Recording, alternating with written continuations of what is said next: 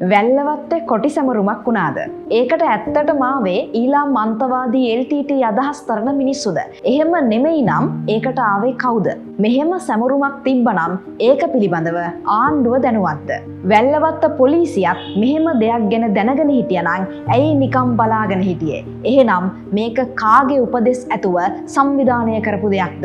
හිතන්න, ආණ්ඩුව මේ වගේ දෙයකට අවසර දීලා තිබුණා නම් ආණ්ඩුවට මොහොතක් අරන් හිතන්න තිබ්බා මේ වගේ දෙයක් තුලින් මේ රටේ නැවත වරක් ජාතිවාදය ඇවිස්සෙන්න පුළුවන් කියලා. 19 වෙනිදාට ජාතික විරුසැමරුම තියෙනවා නම් අපි ඒකට වර්ග ભેදයක් නැතුව එකතු වෙන්න ඕනේ. LTTE ත්‍රස්තවාදය තුලින් රට බේරා ගැනීම එක්ක අපිට එන්නේ අසාමාන්‍ය සතුටක්. මොකද එහෙම වුණේ නැත්තම් අදටත් අපි දුක් විඳිනවා. යුද්ධය ඉවර වුණාට පස්සේ මේ රටේ අතිබහුතර සිංහල මිනිස්සු උතුරු නැගෙනහිරට වෙනම සැලකිල්ලක් කළේ නැහැ.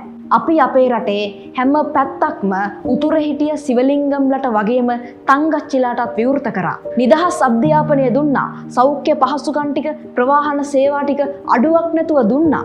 ඒකයි අපි කියන්නේ LTT ත්‍රස්තවාදය ඉවර කරාට පස්සේ අපි හැමෝම එකම රටක්, එකම ජාතියක් විදිහට තමයි ජයග්‍රහණය කළේ. ඒ නිසා මේ තුලින් මේ භූමියේ කවුරුම හරි කෙනෙක් පරාජය වුණා කියලා කවුරුම හරි කෙනෙක් කොතනක හරි කියනවා නම් අන්න ඒ කෙනා ගැන අපි දෙපාරක් හිතන්න ඕනේ.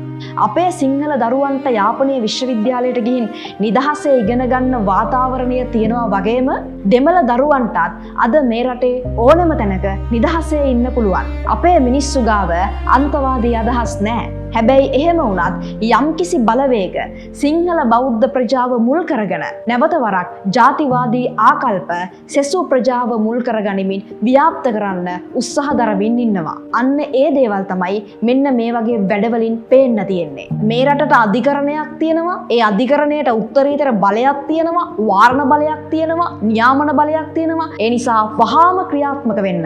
එකම රටකට කවුරු හරි කෙනෙක් කොඩි දෙකක් ගේන්න හදනවා නම් වැඩේ කැතයි. මිනිස්සු කුලප්පු වෙනකල් බලාගෙන ඉන්න එපා. වහාම මේ සිදුවීම නිවැරදි කරන්න. අපි ත්‍රස්තවාදය කියන ගිනි පෙල්ලෙන් බැටකාපු රටක්. ඒ නිසා මේ වගේ පුංචි හරි කණා මැදිරි එලියක්වත් අපිට එපා.